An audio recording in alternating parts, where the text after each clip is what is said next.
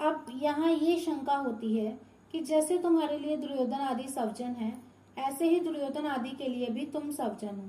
सवजन की दृष्टि से तुम तो युद्ध से निवृत्त होने की बात सोच रहे हो, पर दुर्योधन आदि युद्ध से निवृत्त होने की बात ही नहीं सोच रहे हैं। इसका क्या कारण है? इसका उत्तर अर्जुन आगे के 2 श्लोकों में देते हैं।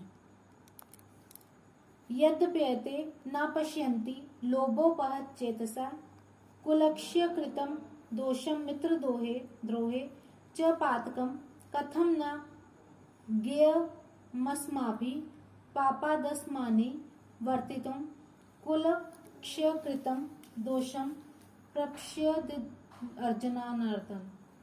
इतना मिल गया, इतना और मिल जाए, फिर ऐसा मिलता ही रहे। ऐसे धन, जमीन, मकान, आदर, प्रशंसा, पद, अधिकार आदि की तरफ बढ़ती हुई वृत्ति का नाम लोभ है। इस लोभ वृत्ति के कारण इन दुर्योधन आदि की विवेक शक्ति लुप्त हो गई, जिससे ये विचार नहीं कर पा रहे हैं कि जिस राज्य के लिए हम इतना बड़ा पाप करने जा रहे हैं, कुटुंबियों का नाश करने जा रहे हैं, वह राज्य हमारे साथ कितने दिन रहेगा और हम उसके साथ कितने दिन रहेंगे। हमारे रहते हुए ये राज्य चला जाएगा तो हमारी क्या दशा होगी, और राज्य के रहते हुए हमारे शरीर चले जाएंगे तो क्या दशा होगी। क्योंकि मनुष्य संयोग का जितना सुख लेता है, उसके वियोग का उतना दुख से भोगना ही पड़ता है। संयोग में उतना सुख नहीं होता जितना वियोग में दुख होता है। तात्पर्य है कि अंतःकरण में लोभ छा जाने के कारण इनको राज्य ही राज्य दिख रहा है। कुल का नाश करने से कितना भयंकर पाप होगा वह इनको दिख नहीं रहा। यहाँ लड़ाई होती है, वहाँ समय, संपत्ति, शक्ति का नाश हो जाता है। तरह तरह की चिंताएं और आपत्तियां आ जाती हैं। 2 मित्रों में भी आपस में खटपट मच जाती है, मनोमालिन्य हो जाता है, कई तरह का मतभेद हो जाता है। मतभेद होने से वैर भाव हो जाता है।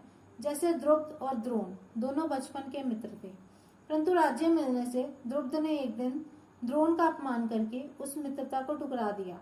इससे राजा द्रुपद और द्रोणाचार्य के बीच वैर भाव हो गया। अपने अपमान का बदला लेने के लिए द्रोणाचार्य ने मेरे द्वारा राजा द्रुपद को परास्त कराकर उसका आधा राज्य ले लिया। इस पर द्रुपद ने द्रोणाचार्य का नाश करने के लिए एक यज्ञ कराया, जिससे धृष्टद्युम्न और द्रौपदी दोनों पैदा हुए। इस तरह मित्रों के साथ वैरभाव होने से कितना भयंकर पाप होगा, इस तरह ये देख ही नहीं रहे। विशेष बात, अभी हमारे पास जिन वस्तुओं का अभाव है, उन वस्तुओं के बिना भी हमारा काम चल रहा है, हम अच्छी तरह से जी रहे हैं। पर जब वे वस्तुएं हमें मिलने के बाद फिर बिछुड़ जाती हैं, तब उनके अभाव का बड़ा दुख होता है। तात्पर्य है कि पहले वस्तुओं का जो निरंतर अभाव था वह इतना दुखदायी नहीं था, जितना वस्तुओं का संयोग होकर फिर उनसे वियोग होना दुखदायी है।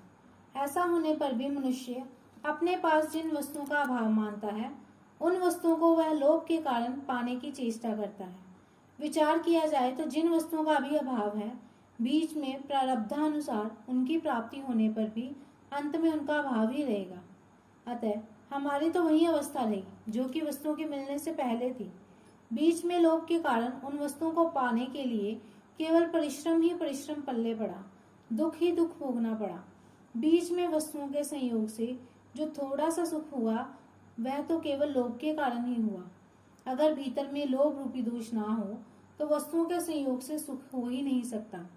ऐसे ही मोह रूपी दोष ना हो तो कुटुंबियों से सुख हो ही नहीं सकता। लालच रूपी दोष ना हो तो संग्रह का सुख हो ही नहीं सकता। तात्पर्य है कि संसार का सुख किसी न किसी दोष से ही होता है।